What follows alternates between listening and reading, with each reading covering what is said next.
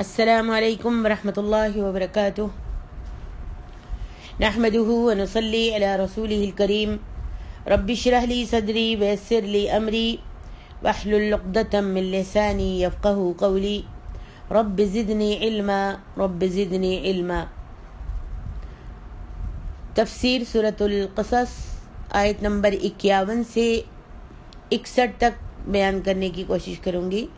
اعوذ باللہ من الشیطان الرجیم وَلَقَدْ وَصَّلْنَا لَهُمُ الْقَوْلَ لَعَلَّهُمْ يَتَذَكَّرُونَ، اور البتہ تحقیق ہم نے لگاتار ان لوگوں کے لیے اپنا کلام بھیجا۔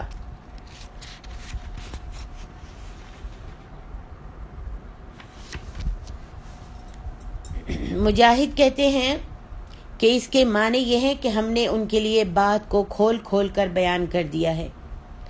اور صدی کہتے ہیں کہ اس کے معنی یہ ہیں کہ ہم نے ان کے سامنے بات کو بیان کر دیا ہے۔ قتادہ کہتے ہیں کہ اس ارشاد باری تعالیٰ کا مطلب یہ ہے کہ اس نے یہ بتا دیا ہے کہ گزشتہ لوگوں کا کیا حال ہوا تھا اور ان کے ساتھ بھی وہ کیا کرنے والا ہے۔ لعلہم یتذکرون، تاکہ وہ نصیحت پکڑیں۔ امام مجاہد وغیرہ نے لکھا ہے کہ اس آیت کریمہ وصلنا لہم میں قریش کی طرف اشارہ کیا گیا ہے، یعنی اہل مکہ قریش کو بتایا جا رہا ہے کہ جس طریقے سے پچھلی قوموں کا ایمان نہ لانے کی وجہ سے اور اللہ کی نافرمانی کرنے کی وجہ سے اللہ تعالیٰ نے ان کو عذاب میں گرفتار کر دیا، اگر یہ بھی ایمان نہیں لائیں گے تو ان کے ساتھ بھی نہیں ایمان لائیں گے اور نبی صلی اللہ علیہ وسلم کی تابعداری اور فرما برداری نہیں کریں گے تو ان سے بھی اللہ کا عذاب دور نہیں ہے۔ آگے ارشاد باری تعالیٰ ہے الذین آتیناہم الکتاب من قبلہ ہم بہ یؤمنون، وہ لوگ جنہیں ہم نے اس قرآن سے پہلے کتاب دی تھی وہی اس پر ایمان لاتے ہیں۔ وَإِذَا يُتْلَى عَلَيْهِمْ قالوا آمنا به إنه الحق من ربنا إنا كنا من قبله مسلمين، اور جب ان پر قرآن تلاوت کیا جاتا ہے تو وہ کہتے ہیں ہم اس پر ایمان لائے، بے شک یہ ہمارے رب کی طرف سے حق ہے، بلا شبہ ہم تو اس سے پہلے ہی مسلمان تھے۔ اولئک یؤتون اجرهم مرتین بما صبروا وَيَدْرَؤُونَ بِالْحَسَنَةِ السَّيِّئَةَ وَمِمَّا رَزَقْنَاهُمْ يُنْفِقُونَ، ان لوگوں کو ان کا دوبارہ اجر دیا جائے گا کیونکہ انہوں نے صبر کیا اور وہ بھلائی کے ساتھ برائی کو دور کرتے ہیں، اور جو ہم نے انہیں رزق دیا ہے اس میں سے وہ خرچ بھی کرتے ہیں۔ وَإِذَا سَمِعُوا اللَّغْوَ أَعْرَضُوا عَنْهُ وقالوا لنا أعمالنا ولكم أعمالكم سلام عليكم لا نبتغي الجاهلين، اور جب وہ بیہودہ بات سنتے ہیں تو وہ اس سے اعراض کر لیتے ہیں اور کہتے ہیں ہمارے لیے ہمارے اعمال ہیں اور تمہارے لیے تمہارے اعمال ہیں، تمہیں سلام ہو، ہم جاہلوں کو نہیں چاہتے۔ اللہ تبارک و تعالیٰ نے اہل کتاب کے علماء اور اولیاء کے بارے میں فرمایا ہے کہ وہ قرآن مجید پر ایمان رکھتے ہیں، جیسا کہ ارشاد باری تعالیٰ ہے الذین آتیناہم الکتاب یتلونہ حق تلاوتہ اولئک یؤمنون بہ، سورۃ البقرہ۔ جن لوگوں کو ہم نے کتاب عنایت کی ہے وہ اس کو پڑھتے ہیں جیسے اس کے پڑھنے کا حق ہے، یہی لوگ اس پر ایمان رکھتے ہیں۔ اور فرمایا وَإِنَّ مِنْ أَهْلِ الْكِتَابِ لَمَنْ يُؤْمِنُ بِاللَّهِ وَمَا أُنزِلَ إِلَيْهِمْ خَاشِعِينَ لِلَّهِ، آل عمران۔ اور اہل کتاب میں سے بعض ایسے بھی ہیں جو اللہ پر اور اس کتاب پر جو آپ پر نازل کی گئی ہے، اس پر جو ان پر نازل کی گئی ہے ایمان رکھتے ہیں اور اللہ کے آگے عاجزی کرنے والے ہیں۔ ایک جگہ اللہ تبارک و تعالیٰ سورۃ المائدہ میں ارشاد فرماتے ہیں وَلَتَجِدَنَّ أَقْرَبَهُمْ مَوَدَّةً لِلَّذِينَ آمَنُوا الَّذِينَ قَالُوا إِنَّا نَصَارَى ذَلِكَ بِأَنَّ مِنْهُمْ قِسِّيسِينَ وَرُهْبَانًا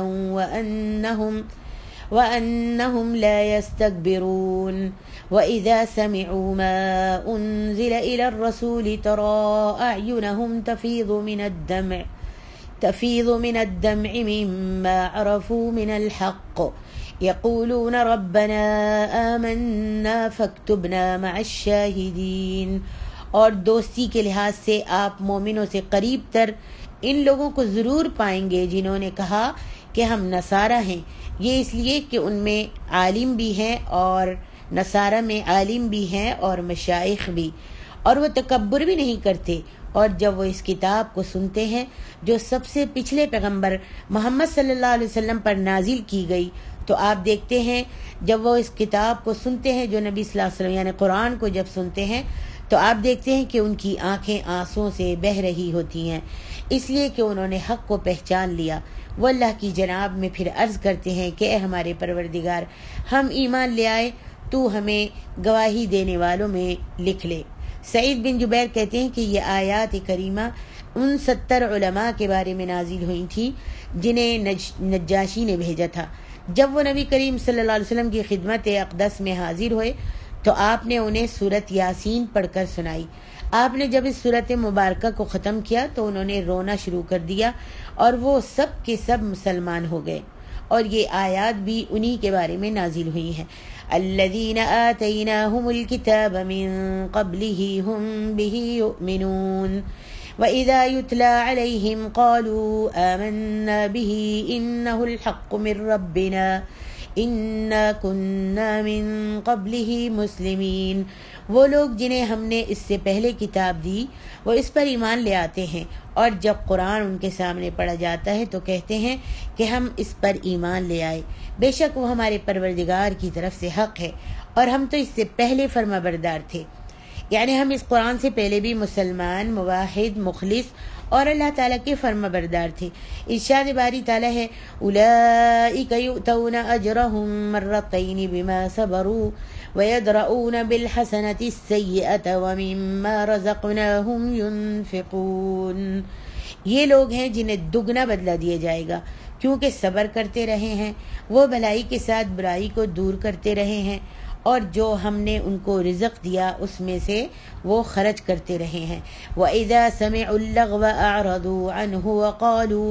وَقَالُوا لَنَا أَعْمَالُنَا وَلَكُمْ أَعْمَالُكُمْ سَلَامٌ عَلَيْكُمْ لَا نَبْتَغِي الْجَاهِلِينَ. اور جب وہ لغو بات سنتے ہیں تو وہ اس لغو بات سے اعراض کر لیتے ہیں اور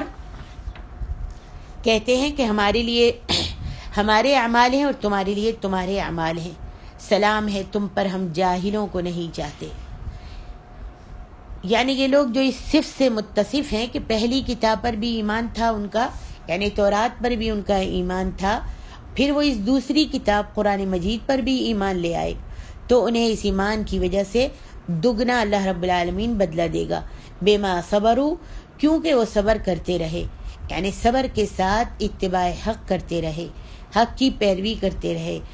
نبیوں کے طریقوں کو انہوں نے اپنا لیا. اور تورات پر ان کا ایمان تھا، لیکن جب قرآن مجید اللہ کے رسول صلی اللہ علیہ وسلم پر نازل ہوا تو اس قرآن پر بھی وہ ایمان لے آئے. اس واسطے اللہ تعالیٰ فرماتا ہے ان کے صبر کی وجہ سے اور ان کے ایمان لانے کی وجہ سے اللہ ان کو دگنا اجر عطا فرمائے گا، دگنا بدلہ دے گا. جبکہ اس طرح کی بات انسانی نفوس کے لیے بہت شدید ہوتی ہے. اور دو چیزوں پر ایمان لانا، جب پہلے پر ایمان لائے تھے تورات پہ، تو جب محمد صلی اللہ علیہ وسلم آ گئے اور آپ پر قرآن مجید نازل ہوا تو وہ قرآن مجید پر ایمان لے آئے. اور پیچھے کی جو کتاب ہوتی ہے، جو پہلے کی کتاب ہوتی ہے، دوسرا پیغمبر جب آتا ہے اور اس پر جو احکام نازل ہوتے ہیں تو پہلے کے احکام اللہ کے حکم سے کچھ احکام منسوخ ہو جاتے ہیں، اور وہ کتاب بھی، اس کتاب پر ایمان تو لایا جاتا ہے لیکن اس پر پھر دوسرے پیغمبر کے آنے کے بعد اور دوسرے پیغمبر پر دوسری کتاب نازل ہونے کے بعد پھر پچھلی کتاب جو ہے اس کو چھوڑ دیا جاتا ہے. ایمان تو لایا جاتا ہے لیکن اتباع جو ہے اس کی جاتی ہے جو دوسرا پیغمبر آیا اور اس کے اوپر کتاب نازل ہوئی. تو یہ انسانی نفس کے لیے صبر کرنا اس چیز کے اوپر بہت ہی شدید ہوتا ہے۔ اور صحیحین میں عامر شعبی کی ابو بردہ سے اور ان کی ابو موسیٰ اشعری رضی اللہ عنہ سے روایت ہے کہ نبی صلی اللہ علیہ وآلہ وسلم نے فرمایا ثلاثة يؤتون أجرهم مرتين رجل من أهل الكتاب آمن بنبيه ثم آمن بي وعبد مملوك أدى حق الله وحق مواليه ورجل كانت له أمة فأدبها فأحسن تأديبها ثم اعتقها فتزوجها۔ 3 قسم کے لوگ ہیں جن کو دگنا بدلہ دیا جائے گا۔ نمبر 1، اہل کتاب میں سے وہ شخص جو اپنے نبی پر ایمان لایا پھر میرے ساتھ بھی ایمان لایا۔ دوسرا وہ غلام جو اللہ تعالیٰ کا حق ادا کرتا ہے اور اپنے مالکان کا، اپنے مالک کا بھی حق ادا کرتا ہے۔ اور تیسرا وہ انسان جس کے پاس لونڈی تھی اور اس نے اسے اچھی طرح سے ادب سکھایا، پھر اسے آزاد کر دیا اور اس سے نکاح کر لیا۔ امام احمد رحمہ اللہ نے ابو امامہ سے روایت کیا ہے کہ میں فتح مکہ کے دن نبی علیہ الصلوۃ والسلام کی سواری کے پاس تھا۔ آپ نے ایک بہت اچھی اور خوبصورت بات بیان فرمائی۔ آپ نے منجملہ دیگر باتوں کے یہ بھی فرمایا کہ دونوں کتابوں والوں میں سے جو اسلام قبول کر لے اسے دگنا بدلہ ملے گا۔ اس کے حقوق و فرائض ہمارے حقوق و فرائض ہی کی طرح ہوں گے، اور مشرکین میں سے جو شخص اسلام قبول کرے تو اسے 1 اجر ملے گا، اور اس کے حقوق و فرائض ہمارے حقوق و فرائض ہی کی طرح ہوں گے۔ فرمایا وَيَدْرَؤُونَ بِالْحَسَنَةِ السَّيِّئَةَ، اور بھلائی کے ساتھ برائی کو دور کرتے ہیں، یعنی برائی کا بدلہ برائی سے نہیں دیتے بلکہ معاف کر دیتے ہیں اور درگزر سے کام لیتے ہیں۔ وَمِمَّا رَزَقْنَاهُمْ يُنْفِقُونَ، اور جو مال ہم نے ان کو دیا ہے اس میں سے خرچ کرتے ہیں، یعنی اللہ تعالیٰ نے انہیں جو رزق حلال عطا فرمایا ہے اس میں سے وہ اللہ تعالیٰ کی مخلوق پر خرچ کرتے ہیں۔ اہل و عیال اور قریبی رشتہ داروں کے لیے جو واجب ہے اسے خرچ کرتے ہیں، زکوٰۃ جو واجب ہے اسے بھی ادا کرتے ہیں، اور صدقات و خیرات جو مستحب اور نفل ہیں انہیں بھی ضرورت مندوں پر خرچ کرتے ہیں۔ وَإِذَا سَمِعُوا اللَّغْوَ أَعْرَضُوا عَنْهُ، اور جب بیہودہ بات سنتے ہیں کسی سے تو اس سے اعراض کر لیتے ہیں، اس سے منہ پھیر لیتے ہیں، کیونکہ وہ بیہودہ لوگوں سے قطعاً میل جول اور اختلاط پسند نہیں کرتے، جیسا کہ فرمایا وَإِذَا مَرُّوا بِاللَّغْوِ مَرُّوا كِرَامًا، سورۃ الفرقان۔ اور جب وہ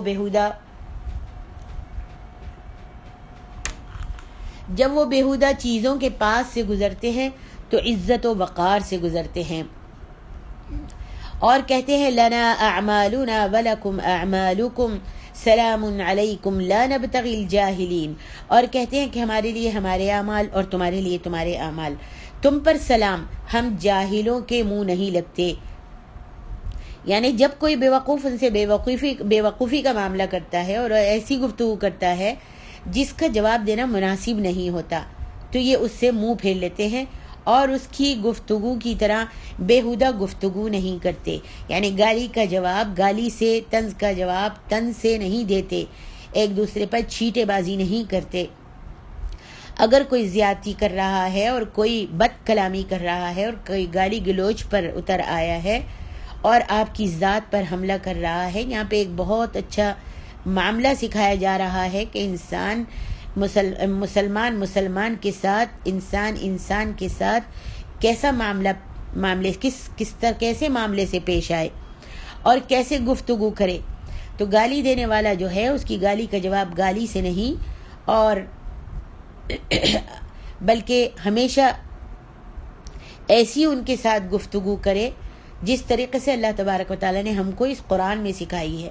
کہ مومن لوگ جو ہیں، مسلمان لوگ جو ہیں، جو مسلمان ہیں، جو اللہ اور اس کے رسول کی اطاعت کرنے والے ہیں، وہ بیہودہ باتوں کا جواب بیہودگی سے نہیں دیتے، گالی گلوچ کا جواب گالی گلوچ سے نہیں دیتے، بلکہ وہ ان سے منہ پھیر لیتے ہیں اور اس کی گفتگو کی طرح بیہودہ گفتگو نہیں کرتے، بلکہ یہ ہمیشہ ایسی گفتگو ہی کرتے ہیں جس میں پھولوں کی خوشبو ہوتی ہے۔ اسی لیے اللہ تعالیٰ نے ان کے بارے میں فرمایا ہے کہ وہ کیا کہا کرتے ہیں لنا اعمالنا ولکم اعمالکم سلام علیکم لا نبتغی الجاہلین، ہمارے لیے ہمارے اعمال اور تمہارے لیے تمہارے اعمال ہیں، تم پر سلامتی ہو، ہم جاہلوں کے منہ نہیں لگتے، ہم جاہلوں کی مدد نہیں کرتے، ہم جاہلوں کے راستے پر چلنا نہیں چاہتے اور نہ اس کو پسند ہی کرتے ہیں۔ آگے ارشاد ربانی ہے انک لا تہدی من احببت ولکن اللہ یہدی من یشاء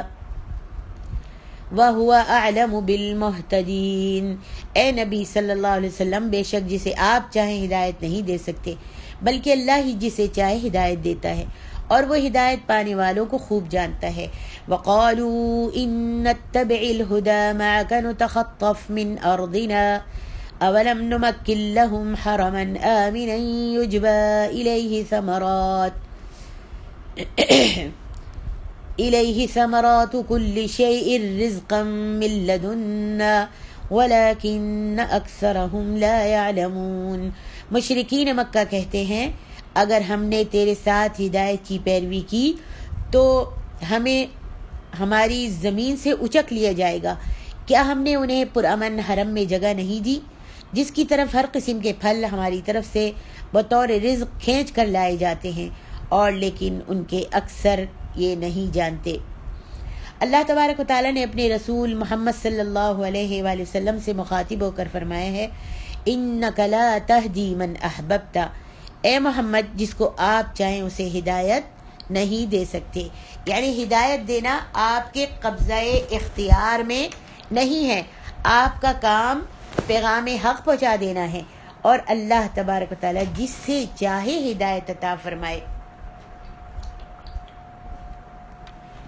اور اس میں اس کی حکمت بالغہ اور حجت کار فرما ہوتی ہے، جیسا کہ فرمائے لیس علیک ہداہم ولکن اللہ یہدی من یشاء،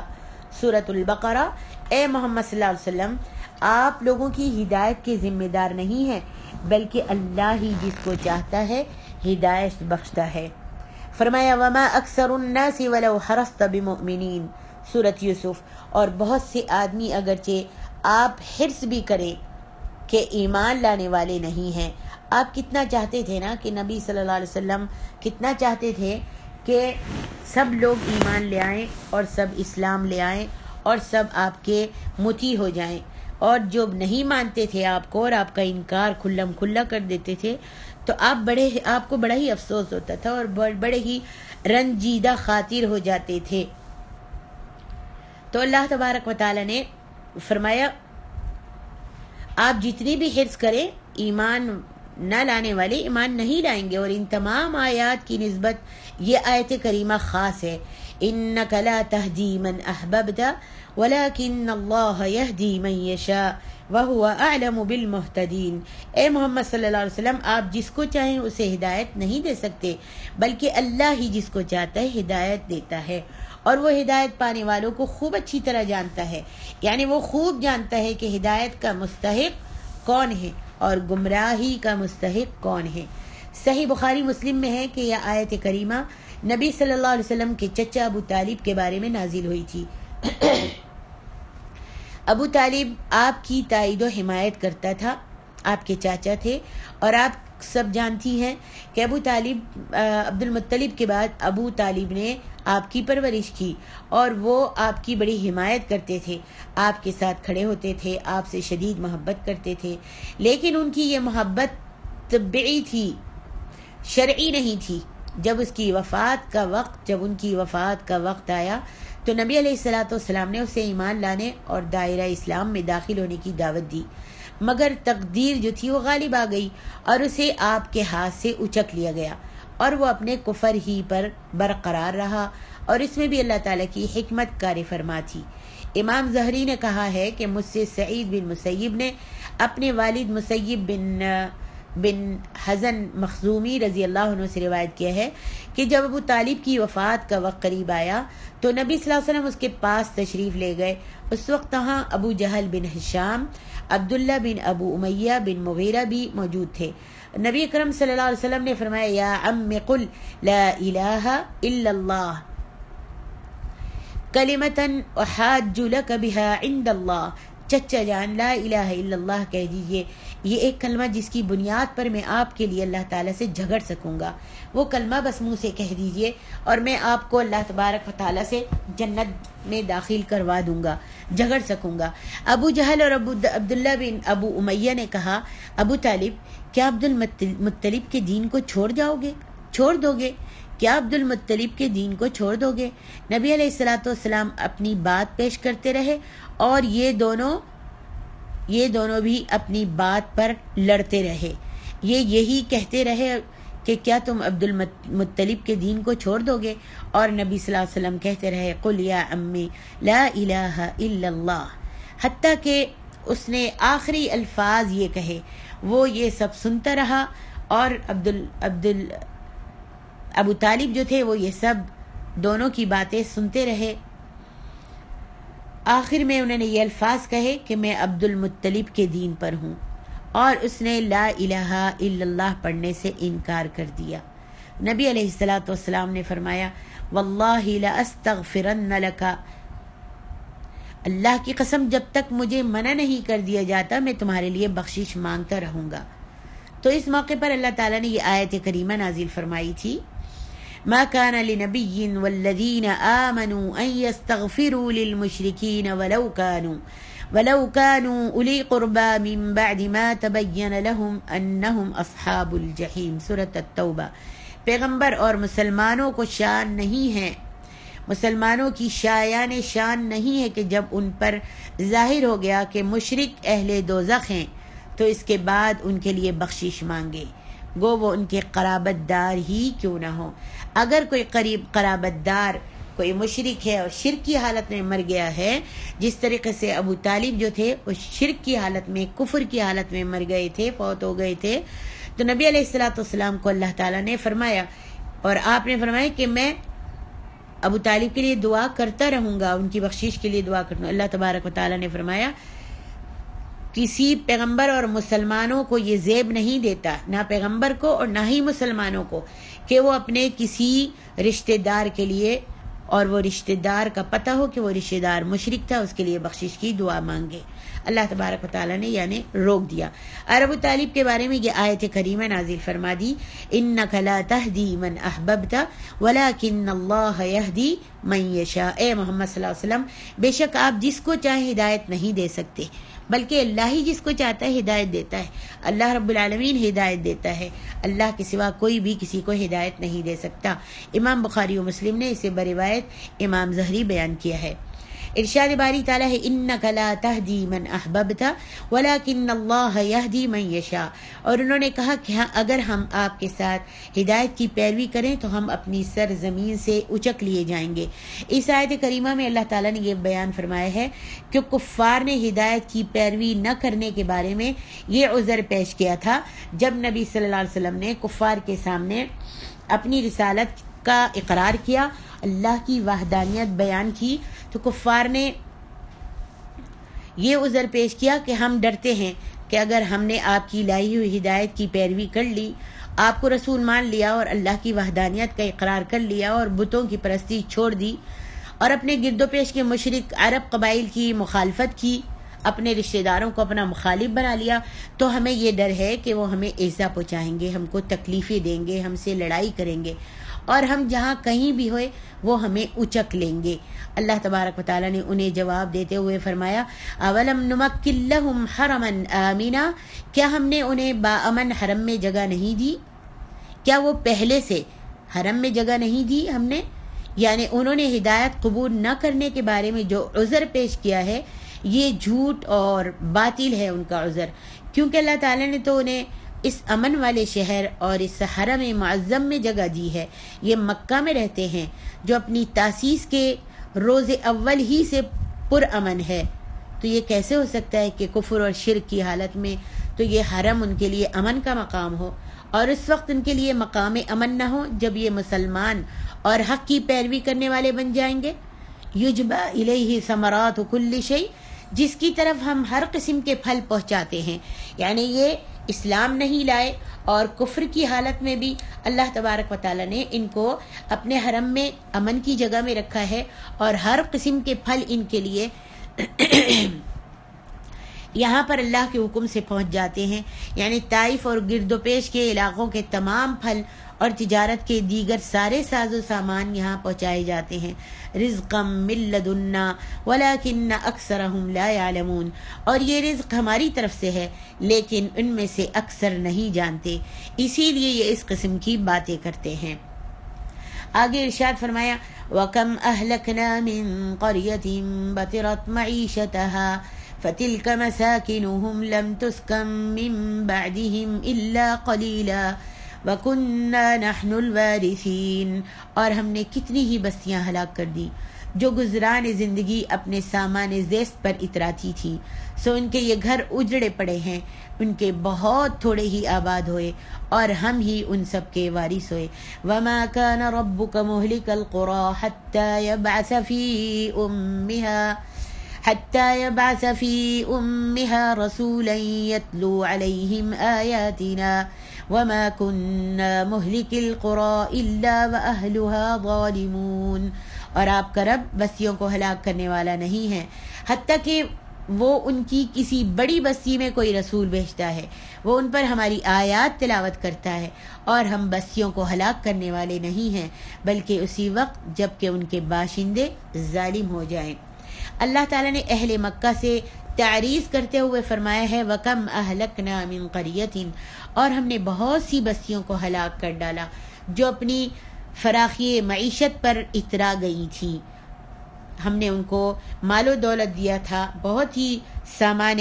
معیش دیا تھا، اس پر وہ اترا گئی تھی، اور جنہوں نے بغاوت اور سرکشی اور کفران نعمت کی روش کو اختیار کر لیا تھا، جیسا کہ اللہ تبارک و تعالی نے ایک دوسری آیت میں فرمایا ہے وَضَرَبَ اللَّهُ مَثَلًا قَرْيَةً كَانَتْ آمِنَةً مُطْمَئِنَّةً يَأْتِيهَا رِزْقُهَا رغدا من كل مكان فكفرت بأنعم الله فأذاقها الله لباس الجوع والخوف بما كانوا يصنعون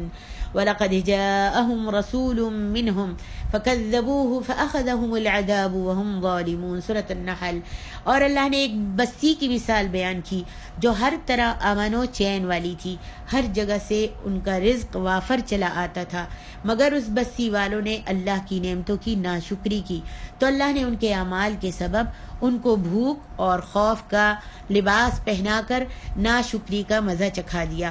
اور بلا شبہ ان کے پاس انہی میں سے ایک پیغمبر آیا جو انہوں نے اس کو جھٹلایا سو انہوں نے سب نے مل کر اس کو جھٹلایا، سو ان کو اللہ تعالیٰ نے عذاب میں پکڑ لیا. کس لیے کہ وہ ظالم تھے. اس لیے اللہ تبارک و تعالیٰ نے فرمایا فَتِلْكَ مَسَاكِنُهُمْ لَمْ تُسْكَنْ مِنْ بَعْدِهِمْ إِلَّا قَلِيلًا. سو یہ ان کے مکانات ہیں جو ان کے بعد بہت تھوڑے آباد کیے گئے، یعنی ان کے مکانات تباہ اور برباد ہو گئے اور اب صرف ان کے کھنڈرات نظر آ رہے ہیں. وَكُنَّا نَحْنُ الْوَارِثِينَ. اور ان کے پیچھے ہم ہی ان کے وارث ہیں، یعنی ان کے گھر ویران اور خراب ہو چکے ہیں اور اب ان میں کوئی بھی تو نہیں بستا. پھر اللہ تبارک و تعالیٰ نے اپنے عدل کا ذکر کرتے ہوئے فرمایا کہ وہ کسی پر ظلم کرتے ہوئے اسے ہلاک نہیں کرتا، وہ ایسے ہی لوگوں کو ہلاک نہیں کرتا، وہ کسی پر ظلم نہیں کرتا، وہ جس کو بھی ہلاک کرتا ہے حجت پوری کرنے کے بعد اس کو ہلاک کرتا ہے. اور اس کی حجت کیا ہے؟ فرمایا وَمَا كَانَ رَبُّكَ مُهْلِكَ الْقُرَى حَتَّى يَبْعَثَ فِي أُمِّهَا رَسُولًا يَتْلُو عَلَيْهِمْ آيَاتِنَا. آپ کا پروردگار اس وقت تک بستیوں کو ہلاک نہیں کیا کرتا جب تک ان کے بڑے شہر میں پیغمبر نہ بھیج دے. یہ حجت ہے. اللہ تعالی ہر قوم میں، ہر جگہ میں، ہر بستی میں اللہ رب العالمین رسول ان کی ہی لغہ میں، ان کی ہی بولی میں اور انہی میں سے ایک رسول، ایک پیغمبر بھیجتا رہا ہے تاکہ ان پر حجت قائم رہے کہ اللہ رب العالمین ظالم نہیں ہے. اللہ تبارک و تعالیٰ نے عذاب سے ان کو ہلاک بغیر رسول کے بھیجے نہیں کیا، رسول ان کو بھیجا تاکہ وہ ان کو ہماری آیتیں پڑھ کر سنائے. یہ آیت کریمہ اس بات کی دلیل ہے کہ نبی علیہ الصلاۃ والسلام نبی امی محمد صلی اللہ علیہ وسلم ہیں، جنہیں ام القری میں مبعوث کر کے عرب و عجم کے تمام علاقوں کی طرف رسول بنا کر بھیجا گیا ہے، جیسا کہ فرمایا وَلِتُنذِرَ أُمَّ الْقُرَىٰ وَمَنْ حَوْلَهَا سورۃ الانعام، تاکہ آپ مکہ اور اس کے آس پاس کے لوگوں کو ڈرائیں۔ سورۃ الاعراف میں اللہ تعالیٰ فرماتے ہیں قُلْ يَا أَيُّهَا النَّاسُ إِنِّي رَسُولُ اللَّهِ إِلَيْكُمْ جَمِيعًا۔ سورۃ الاعراف، اے محمد صلی اللہ علیہ وسلم آپ کہہ دیجئے کہ اے لوگو میں تم سب کی طرف اللہ کا رسول ہوں۔